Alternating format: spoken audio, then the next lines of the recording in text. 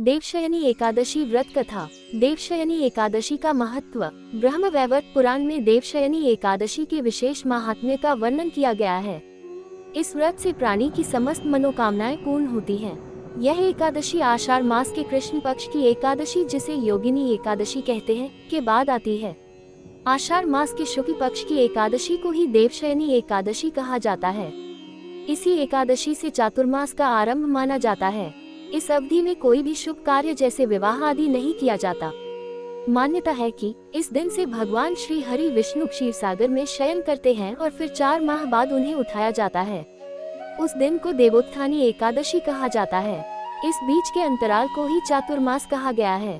देवशयनी एकादशी को देव देवशयनी, महा एकादशी, थौली एकादशी, तेलुगु हरि देवशयनी, पद्मनाभा शयनी तथा प्रबोधनी एकादशी भी कहा जाता है।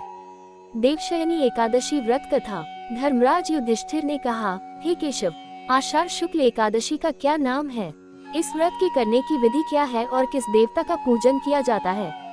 श्री कृष्ण कहने लगे कि हे युधिष्ठिर, जिस कथा को ब्रह्मा जी ने नारद जी से कहा था वही मैं तुमसे कहता हूँ। एक बार देवऋषि नारद जी ने ब्रह्मा जी से इस एकादशी के विषय में जानने की उत्सुकता प्रकट की। तब ब्रह्मा जी ने उन्हें बताया, सतयुग में मांधाता नामक एक चक्रवर्ती सम्राट राज्य करते थे।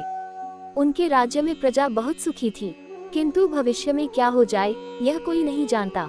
अतः वे भी इस बात से अनभिज्ञ थे कि उनके राज्य में शीघ्र ही भयंकर अकाल पड़ने वाला है। उनके राज्य में पूरे 3 वर्ष तक वर्षा न होने के कारण भयंकर अकाल पड़ा। इस अकाल से चारों ओर त्राही त्राही मच गई। प्रजा ने राजा के पास जाकर अपनी वेदना की दुहाई दी। राजा तो इस स्थिति को लेकर पहले से ही दुखी थे।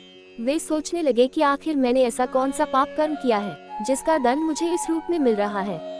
फिर इस कष्ट से मुक्ति पाने का कोई साधन करने के उद्देश्य से राजा सेना को लेकर जंगल की ओर चल दिए।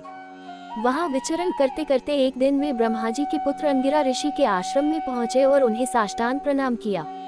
ऋषिवर ने आशीर्वचनोपरांत कुशल क्षेम पूछा। फिर जंगल में विचरने व अपने आश्रम में आने का प्रयोजन जानना चाहा। तब राजा ने हाथ जोड़कर कहा, महात्मन, सभी प्रकार से धर्म का पालन करता हुआ भी मैं अपने राज्य में दुर्भिक्ष का दृश्य देख रहा हूँ। आखिर किस कारण से ऐसा हो रहा है? कृपया इसका समाधान करें। ये सुनकर महर्षि अंगिरा ने कहा, हे राजन, सब युगों से उत्तम ये सत्ययुग है।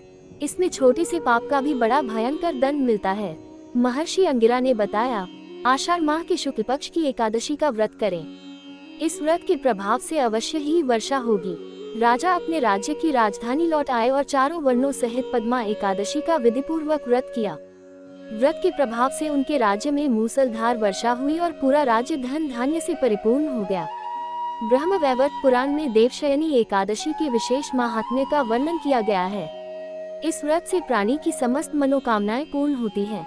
देवशयनी एकादशी व्रत और पूजा विधि। जो लोग देवशयनी एकादशी व्रत हैं, उनको प्रातः काल में स्नान करके पीले वस्त्र पहनना चाहिए और उसके बाद हाथ में जल लेकर देवशयनी एकादशी व्रत और विष्णु पूजा का संकल्प करें। फिर सूर्य देव को जल से अर्घ्य दें। शुभ मुहूर्त में एक चौकी पर भगवान विष्णु की मूर्ति को स्थापित कर पूजा अर्चना करें।